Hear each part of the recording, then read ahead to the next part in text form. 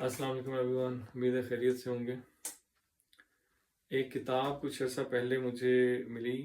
It was given to me bye justice Jawad Khwaja himself. The book is slaughtered without a knife 16 years a judge। Justice Khwaja की अपनी लिखी हुई किताब है। He was very kind to also sign it for me with a special note।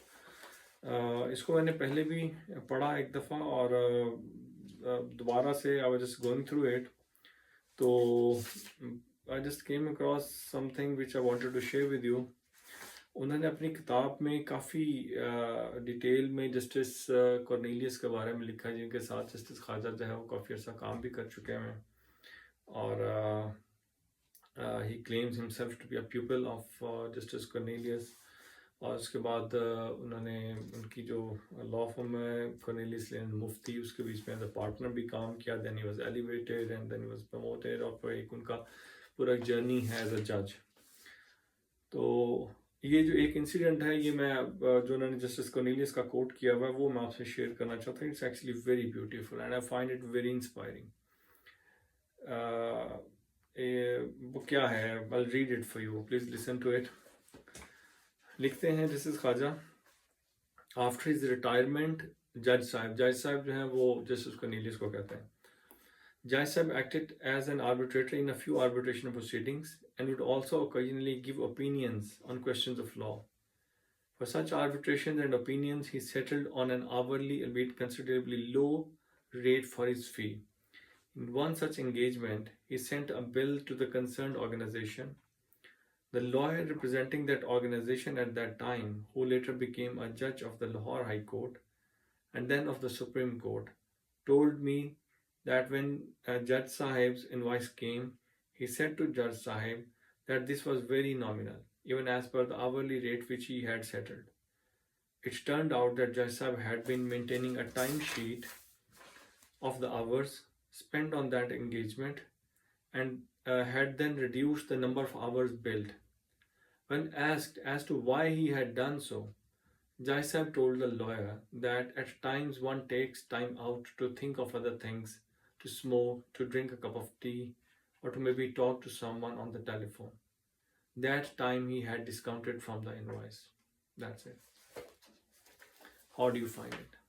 Mesmerizing, beautiful, height of professional ethics.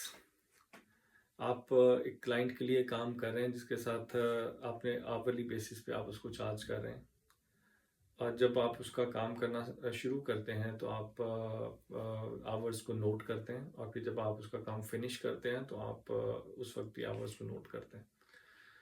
और जो middle hours होते हैं वो आप क्लाइंट को बिल कर देते हैं कि इतने घंटे हमने आपके लिए काम किया, तो पर आवर रेट हमारा जो भी डिसाइड हुआ था उसके मुताबिक ये आपका बिल है। तो नंबर एक वो जो बता रहे हैं कि एक तो उन्होंने जो आवरली चार्जेस थे दे were very nominal, and despite दो charges being nominal, justice Cornelius ने बाद में जो टोटल नंबर ऑफ आवर्स थे उनमें से भी कुछ आवर्स को मिनिमम जो है रिड्यूस कर दिया, कुछ आवर्स को माइनस कर दिया उसमें से। और जब उनसे पूछा गया कि आपने ये क्यों किया, क्यों आपने उन आवर्स को जो है माइनस किया, तो उन्होंने कहा कि ये आवर्स इसलिए माइनस किए कि काम के दौरान समटाइम्स आदमी ब्रेक लेता है, कभी कोई सिगरेट का ब्रेक होता है, कभी चाय का ब्रेक होता है, कभी कोई मिलने के लिए आ जाता है, कोई 5 मिनट उसके साथ बातें करने लग जाता है। तो वो जो टाइम है that time should not be build to the client. तो इसलिए उन्होंने कुछ आवर्स को बाद में रिड्यूस कर दिया ताकि ऐसे कोई भी आवर्स जो उसके काम के ऊपर स्पेंड नहीं हुए हैं वो क्लाइंट को बिल नहीं होने चाहिए। What a beautiful approach towards professionalism it is. आज अगर मैं देखूं तो यकीनन होंगे लोग इस तरह के इस तरह की इंटेग्रिटी और इस तरह की ऑनेस्टी को मेंटेन करने वाले, लेकिन मेरे ख्याल में बहुत रेयर है। लेकिन बहरहाल अगर हमारा जो पेशा है वकालत का, ये हमसे तकाजा यही करता कि इतनी ही इंटेग्रिटी के साथ जब हम काम करें with our clients as well as with the courts, being while acting as lawyers.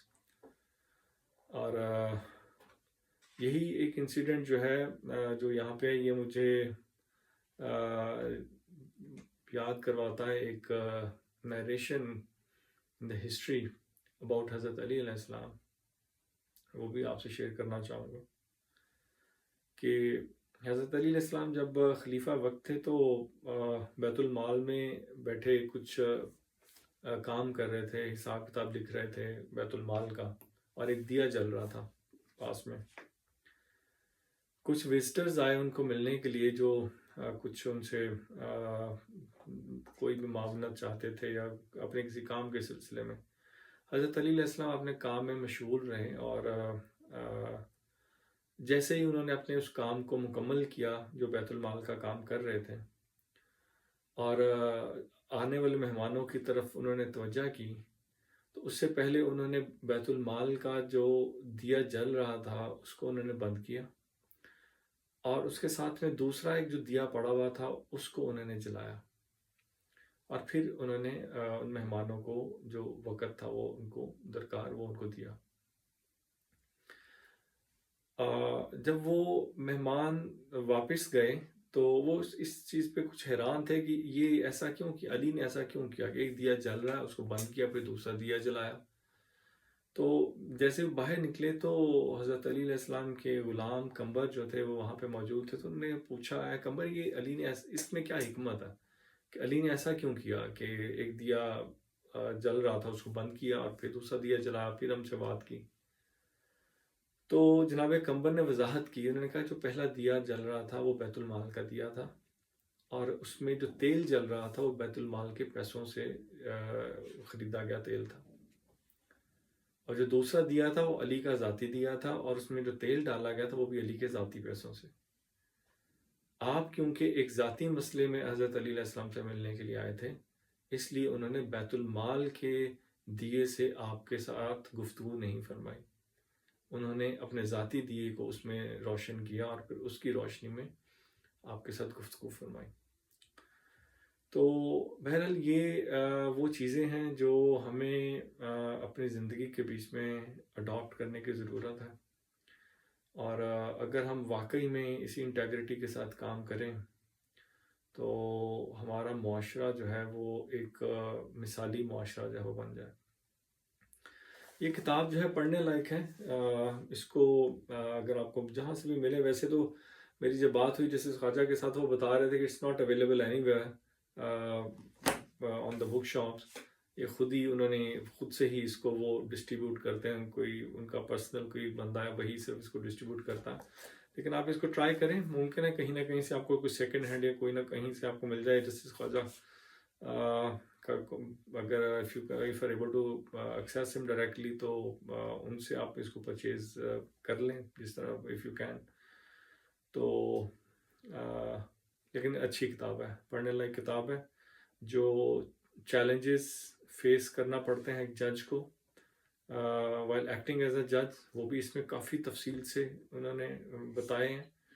اور اگین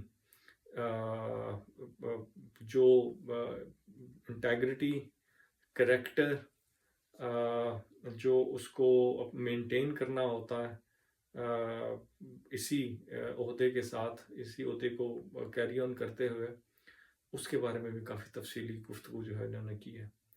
تو ینگسٹرز کے لیے بھی اور پروفیشنلز کے لیے جو سب کے لیے اٹس اے ورتھ ریڈنگ بک, تو ضرور پڑھیے اس کو. Thank you very much.